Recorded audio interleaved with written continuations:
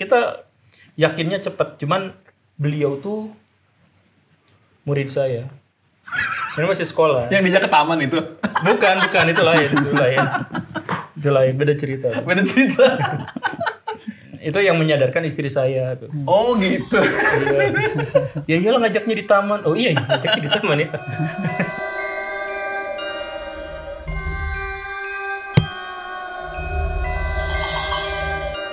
Oh, Pak Guru tuh sebenarnya tidak ngehan orangnya gitu ibaratnya ya. Kalau ada sesuatu yang mungkin bisa menarik hati atau bagaimana, nggak peduli gitu. Nggak ngerti. Jadi ini alam pikirannya kayak gimana sih? Kalau misalkan saya potret secara psikologis orang dalam kondisi seperti ini gini. Tapi kan itu perhitungan yang kering ya. Maksudnya perhitungan yang kan orang tuh butuh sensasi gitu. Iya. Sedangkan saya mikirnya malah kalkulasi gitu. Kan nggak nyambung gitu. Iya. Sekarang lagi sedih nggak sih? Bukan, saya nanya ke Mas Reza. Mas Reza lagi sedih nggak? Oh enggak. Oh enggak? Enggak. Karena saya terawang kayaknya ini lagi nggak sedih. Tapi mungkin kenal si cewek itu, calon istri itu, apa di 2008 enggak? Mungkin dia ngeliatin itu mungkin ya, sama coba untuk menjembatani aja mungkin nih. Enggak juga? Enggak, 2009. 2009, oke. Berarti masih miss 1 tahun. Miss 1 tahun tuh gede ya? Iya. Bisa diisi dengan banyak orang lagi. Cari aja alasan supaya menjauh-jauhkan dari akurasi kan. Tapi tadi lanjutin yang tadi Pak Guru. Kenapa banyak kejadian di Indonesia tadi yang fenomena percaya dukun tapi malah banyak pembantaian dukun tadi itu? Iya, karena dukun dianggap berbahaya maka harus dibantai duluan kan. Ya, sederhananya seperti itu. Kita sampai sekarang dunia internet, dunia empiris, dunia apa, kita sebagian besar masyarakat kita masih percaya pada hal-hal yang tidak terbukti. Gitu. Saya percaya bahwa ada di dunia di luar sana, di mana ada realitas lain. Gitu. Saya percaya itu. Oke. Gitu. Tapi apakah realitas lain itu bisa datang kepada kita melalui oknum tertentu? Orang tertentu dan sebagainya, itu juga bisa. Nah, makanya untuk itu tuh kasih saya pembuktian gitu. Oke. Jadi jangan kayak orang-orang gitu. Rumah kentang itu serem loh. Kenapa juga? Soalnya katanya kalau lewat ke situ suka bau kentang. Nah, kan katanya itu buktikan dulu. Makanya misteri-misteri di luar negeri itu lebih berkualitas dari misteri kita. Karena misteri di luar itu ada hantu, langsung datang ilmuwan, datang eksplorasi. Ada sensornya juga ya. Setelah mereka membuktikan ya atau tidak, baru misteri itu ada. Nah, kita, di sana ada hantu. Gak ada penelitian, gak ada sensor, gak ada pikiran kesana kesini, gak ada uji empiris, langsung iya di sana memang takut aja sesuatu. Makanya hantu kita itu mau benar mau enggak menjadi lebih receh gitu. Jadi dipermalukan. Hantu-hantu digebuk pakai bata lah. Di YouTube kan banyak yang seperti itu. Ya akhirnya itu sebenarnya adalah reaksi manusia-manusia kita terhadap kultur. Jadi kultur kita dihina sendiri. Jangan gitu-gitu lagi. Kenapa kultur kita dihina sendiri itu bagaimana maksudnya? Iya maksudnya kan gini nih. Pocong kuntilanak itu kultur kita. Pocong kuntilanak itu punya nilai. Oh, oke. Punya nilai moral, punya nilai proteksi pada kelompok tertentu, punya nilai untuk bisa mempertahankan tradisi. Ada banyak cerita dari hantu, pocong, tuyul, kuntilanak apa segala rupa itu. Itu kita tuh punya nilai-nilai di situ. Dan ada kemungkinan kalau misalkan kita buka yang tadi ya, kita buka misalkan cerita metafisik bahwa makhluk-makhluk seperti itu ada. Ya mungkin saja kita buka kemungkinan itu. Tapi kan kita sekarang cenderung untuk percaya pada mereka atau yang tidak percaya tidak menghormati mereka. Jadi ada di dua sisi yang benar-benar bertentangan gitu, berlawanan. Kenapa nggak kita ambil jalan tengahnya gitu? Jadi kan channel-channel YouTube sekarang banyak kan, ada kuntilanak digebuk pakai bata gitu, dilempar atau ditimpuk pakai sendal. Jadi ngeprank gitu ya. Hantunya nggak ada harga dirinya sekarang. Saya pulang malam-malam nih. Tapi pengalaman itu sendiri pun tidak pernah Pak Guru. Oh tadi ada ya. Tapi yang maksudnya hantu-hantu gitu pernah ngelihat nggak sih? Sebenarnya ada apa nggak sih? Menurut saya Pak pernah Guru? lihat. Pernah lihat. Oh oke. Tapi saya tidak yakin apa yang saya lihat. Gitu. Jadi sepenuhnya saya yakin bahwa saya melihat sesuatu yang itu tidak bisa dijelaskan secara logika. Tapi saya membuka kemungkinan bahwa itu mungkin halusinasi, itu delusi, itu saya lagi apa gitu. Manipulasi otak ya? Manipulasi otak, ada berbagai kemungkinan itu. Gitu. Jadi Saya pernah ketemu sama hal-hal yang luar biasa serem gitu. Atau saya dengan istri saya waktu dulu ngontrak di rumah yang terpojok yang bekas rumah dukun, itu tiap jam 9 pagi, jam 8 pagi itu ada yang nangis di pojokan gitu. Kedengeran oleh saya dan istri saya. Terus? Iya, ya udah, nggak Ajak diskusi. Sempat saya mau ngajak diskusi. Minder dia. Tapi masa diajak diskusi filsafat kan? Oh, tapi emang fenomena itu mah ada. Tapi sekarang kan kita butuh pembuktian nih bahwa Mas Esa itu makanya bagaimana nih gitu. Ya Pak Guru ya? Sampai sejauh ini tuh salah. Iya. Coba beri ke saya alasan untuk saya percaya gitu. Lagi Pak Guru, kasih lagi Pak Guru. Mungkin yang lebih detail lagi gitu.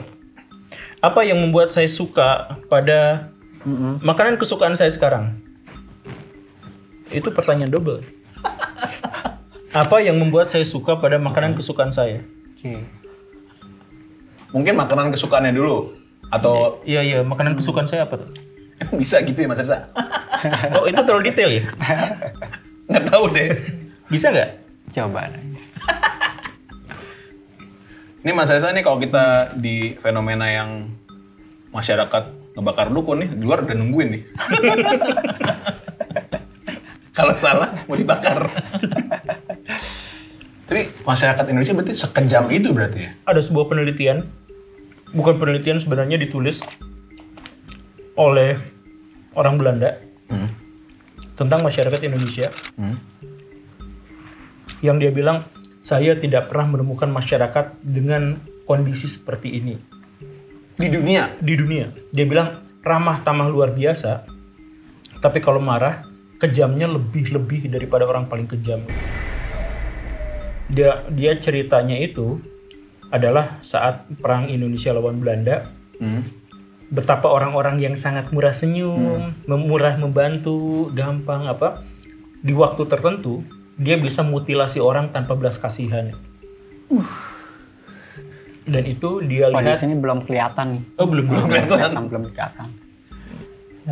Coba kita lanjutin dulu Pak Guru. Jadi saya lupa ininya, tapi saya pernah bikin videonya itu waktu mengomentari kasus Ade Armando itu yang dulu digebukin. Oh iya. Nah itu, jadi masyarakat Indonesia itu adalah masyarakat yang santun, yang baik, tapi dalam kondisi tertentu bisa berubah menjadi sangat-sangat kejam. Dan kejamnya itu udah kelewatan gitu. Ya, makanya dia bingung apa yang membuat masyarakat Indonesia menjadi seperti ini gitu. Iya. Kan kita kalau misalkan kayak kerusuhan gitu, digerakin sedikit aja, kita berani ngebakar orang hidup-hidup. Iya. Dan di waktu yang bersamaan orang yang ngebakar hidup-hidup itu, kalau misalkan di waktu normal kita ketemuan, Pak, punten di mana lokasi? Oh, ke sana sebentar gitu kan? Itu masyarakat kita. Mungkin gini-gini ambil golok. Nah, Mas Esa nih bagaimana nih ini makanan kesukaannya Pak Guru belum saya terawang. Mungkin harus yang lebih-lebih kayak gitu. Apa hal yang paling menyedihkan, hal yang paling apa lagi Pak Guru? Udah. Karakter yang paling saya benci. Karakter. Bisa tuh Mas Esa? Coba ya. Ya. Dan mungkin kalau ada contohnya temennya siapa gitu di tahun berapa. Oh, iya, gitu. boleh. Ya. Biar lebih detail. Pernah kejadian apa ketemu karakter itu yang dibenci, ada di temennya kah? Temennya pernah ngapain Pak Guru kah gitu misalnya. Ya bagaimana itu, kenapa karakter manusianya seperti itu Pak Guru? Ya sebenarnya catatan ini tidak bisa disebut sebagai penelitian karena itu kondisi perang. Jadi oke. Ya, kondisi perang dan masyarakat Indonesia memang sedang masyarakat berjuang gitu. Tapi maksudnya itu bisa kita hiraukan karena iya ya gitu. Ya kayak tadi itu maksudnya kita adalah orang yang sangat santun tapi bisa ngebakar orang hidup-hidup gitu dalam beberapa saat. Iya. Dan krisis yang 98 itu dipicu sedikit langsung orang-orang Cina dibantai, dimutilasi, barang-barangnya diambilin, tokonya dibakar. Itu udah triple gitu. Melakukan dosanya itu, lakukan satu dosa aja, kita tuh bener-bener punya rasa bersalah yang gimana gitu. Ini pemiliknya dibawa keluar, dibantai, kemudian barang-barangnya diambilin sama dia juga, tokonya dibakar juga. Oh gimana? Kalau dari gambaran Mas Reza, ada kesombongan, kefanatikan di sini. Karakter yang dibenci sama Pak Guru. Pak Guru gitu. Kesombongan dan kefanatikan. Nggak usah lihat ke situ Pak Guru kan udah kelihatan. Lihat ke sini aja ke kamera. Saya penasaran apa yang dia lihat gitu. Harusnya apa yang dia lihat saya juga bisa melihatnya. Bisa seharusnya. Semua orang bisa ya. Iya, tapi nggak kelihatan. Iya. Yang satu salah, yang satu lebih salah lagi. Oh, Pak Guru sama orang sombong dan fanatik biasa aja. Ya, saya anggap itu adalah sesuatu yang normal. Normal. Kefanatikan itu adalah ekspresi rasa takut manusia. Normal. Kesombongan itu adalah ekspresi dari keinginan dia untuk ada di depan, ada di atas. Itu juga normal, itu manusiawi. Yang saya benci itu adalah sesuatu yang tidak normal. Sesuatu yang tidak manusiawi. Tidak, manusia itu gak harusnya gitu, tapi gitu. Misalnya kayak pembantaian tadi itu. Misalkan saya tuh saya dulu tuh rajin bikin konten parenting gitu. Ya. Parenting gimana cara ini anak. Sekarang tuh saya udah bertahun-tahun nggak bikin itu.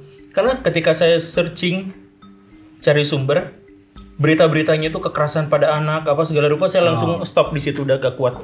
Marah luar biasa sama orang-orang yang ada di situ gitu. Jadi akhirnya saya nggak bikin konten. Yang Pak Guru tuh amat sangat menyerap informasi berarti ya? Secara jiwa juga gitu ya? Jadi misalkan kemarin ada kejadian, ada KDRT, ada ibu punya anak yang baru dilahirkan 1 bulan atau kurang. Tahu kan beritanya, ada anak 4 tahun, ada anak 2 tahun. Si ibu itu digebukin sama bapaknya sampai si ibunya meninggal dalam kondisi meluk anaknya yang masih kecil, dan anak di belakangnya pada meluk ibunya dalam kondisi meninggal, dan itu selama 2 hari sebelum ditemukan. Jadi ditemukannya 2 hari kemudian anaknya yang kecil-kecil gitu. Saya nggak pernah baca sih berita itu, ngilu. Iya itu ngilu, dan saya lebih benci banget sama orang dengan karakter yang seperti itu gitu. Orang yang itu nggak manusiawi gitu. Itu karena kita yang ngedengernya aja ngilu. Artinya secara kodrati kita tuh empatik pada orang-orang seperti itu. Gimana caranya ada manusia-manusia yang tidak berempati sehingga bisa menghasilkan kekerasan yang demikian sadis gitu. Jadi kalau misalkan sombong, fanatik, itu modus si suaminya melakukan itu apa Pak Guru? Baca nggak? Cemburu. Cemburu. Cemburu. Ahmad Dhani aja cemburu jadi lagu, dia ngebunuh istri ya. Tapi lagunya juga ingin kubunuh tuh. Iya benar. Jangan karena lagu itu ya. Iya begitu. Tapi saya nggak akan cemburu kok sama Mas Reza. Jadi bukan sombong, bukan fanatik ya? Bukan. Tapi ketidaknormalan manusia gitu ya? Iya. Ketika manusia itu sudah tidak bisa sesuai dengan kodratnya gitu. Oke. Bagaimana nih Mas Reza? Pak Guru belum nemuin titik nih. Baru tadi doang tuh 2008 atau 2009, miss tahun gitu. Tapi itu belum bisa meyakinkan Pak Guru nih. Oh iya. Pak Guru silakan Pak Guru. Ini kita harus tahu nih realitas ini nih, fenomena dia tuh apa sebenarnya nih? Apa ini saya terawang dia sekarang? Iya boleh. Saya terawang. Tanya lagi Pak Guru, boleh Pak Guru? Pernah punya pacar? Pernah. Sampai sekarang masih punya? Udah enggak. Oh udah enggak? Iya. Alasan putus? Apa ya? Alasan putus? Iya. Karena kerjaan karena profesi dia. Profesi dia sebagai begini. Jadi dijauhkan dari keluarganya. Berarti normal ya. Maksudnya kan kita punya kesempatan dan kemauan, dan kita punya semua hal yang membuat saya bisa mengorek informasi tentangnya. Betul. Jadi bahwa barusan punya pacar atau tidak, udah putus atau tidak, apa alasannya, saya mendapatkan informasi itu langsung. Dan saya nggak usah lihat papan misterius itu. Gitu. Jadi kenapa gak langsung aja nanya ke saya bilang makanan kesukaan saya itu adalah batagor. dan saya bisa suka makan itu karena didoktrin oleh orang tua sejak kecil. Jadi Pak Guru, silakan dikasih lagi nih Pak Guru nih supaya coba apa buku favorit saya? Mau bisa? Oh nggak bisa ya? Nggak tahu. Gini nih, apa segmen apa jenis lagu favorit saya? Jenis lagu apa sih itu teh? Genre. Apakah hip hop? Apakah rock? Bisa nggak gitu? Pak Guru tuh suka lagu jenis apa? Iya. Gitu. Jadi kan kita ngomongin Ahmad Dhani itu. Menurut Pak Guru kasus Ahmad Dhani dengan Once itu sebenarnya mereka dua-duanya benar atau mereka dua-duanya karena masalah pride aja sih? Iya, Pak Ahmad Dhani itu kan udah dikenal sebagai orang yang sangat keras kepala. Iya. Orang Yahudi itu keras kepala semua dari kan dibahas kan. Dibahas sama Coki. Iya. Jadi kalau misalkan beliau sudah merasa benar kemudian mungkin tidak suka pada satu orang, mungkin dia akan menggunakan otoritasnya di bidang tertentu untuk bisa pihak lain Menunjukkan superiornya. Iya, untuk menekan pihak lain, menunjukkan superioritasnya. Ya, seperti itulah. Saya pikir pada kasus itu begitu. Soalnya kayaknya cuman kasus itu aja ya, dimana ada satu lagu gak boleh dinyanyiin, terus ada cerita-cerita yang kayak gimana gitu. Dan itu memicu Rika Ruslan juga berseteru dengan Iya. The Groove ya gitu ya. Iya kan jadi. Kalau nggak salah gitu. Oh iya. Padahal kalau nyanyi kan saya aja nyanyi lagu Ahmad Dhani kan waktu saya Kalau kecil. di sini Oh, lagu iya. 80-an sama kalau yang sekarang ini ada gambaran, ada lagu 80-an sama lagu-lagu yang kayak model Islami gitu Oh gitu ya. di sini. Oh gitu ya. Apa tuh oh gitunya apa maksudnya? Saya suka lagu-lagu 80-an. Tadi kan kita ngobrol soal itu. Oh, jangan denger ya. Tapi tadi di luar kayaknya itu. Oh 80-an emang ada sukanya gitu 80-an? Bukan. Yang lebih tepatnya itu adalah saya suka sama semua genre lagu. Saya suka pada semua lagu selama itu enak gitu. Atau saya fokus pada lagu-lagu dengan lirik-lirik yang kuat gitu. Oh, oke. Apa lagu apa misalnya yang paling favorit? Ya lagu-lagu yang liriknya kuat tuh kalau misalkan ya yang tadi disebut tahun 80 tahun 90-an itu Dewa tuh sama atau Club Project. Oh, oke. Yang kalau yang di Indonesia itu kan lagu-lagu dengan lirik yang kuat Ya dalam ya. dalam. Jadi atau saya suka Iwan Fals, Ebit GAD, Rhoma Irama untuk yang tahun 80-an itu saya suka banget karena emang lirik-liriknya kuat. Bahkan Ebit GAD tuh melodi ngikutin lirik gitu. Bukan sebaliknya gitu. Iya, Bukan melodi ngikutin lupa, lirik. lupa. Nah itu kan berarti Iya. si lirik itu harus ngikutin melodi. Ini kan Iya. melodinya yang dibuat sedemikian rupa supaya ngikutin liriknya gitu. Karena memang liriknya itu kuat-kuat gitu. Nah, tapi kan berarti tadi ngomong 80-an. Tapi kata Pak Guru, jangan-jangan Mas Esa denger nih pas kita lagi ngobrol di sana. Gitu. Berarti belum bisa dipercaya juga ya Pak Guru ya? Lagi Pak Guru, boleh nih Pak Guru. Pertanyaan penutup nih. Ada pertanyaan penutup Yang lebih dalam gitu Pak Ya. Guru. yang lebih dalam. Apa perasaan saya hadir di sini? Perasaan saya hadir di sini. Nah ini bisa dieksplorasi sekarang nih. Karena saya ini ada di sini. Iya. Mesti dia nanya, Pak Guru perasaannya apa gitu Nah, ya? iya. Tapi dia mencari jalan yang susah. Tapi fenomena hal seperti ini di Indonesia pasti akan selalu ada Pak Guru sampai kapanpun gitu ya? Ini bisnis besar. Bisnis besar? Oke. Kalau punya nyali kemudian bikin 6 aturan, ya 6 aturan itu yang aturan tertentu yang sudah pernah saya bikin juga videonya, itu kita bisa cepat kaya mendadak. Kan ada orang di Indonesia tuh yang dia sarjana ekonomi tapi kesulitan untuk melamar pekerjaan, akhirnya dia berubah menjadi dukun hanya karena pengakuannya sendiri dan dia dapat duit miliaran, pejabat, artis semuanya ngantri di depan rumahnya.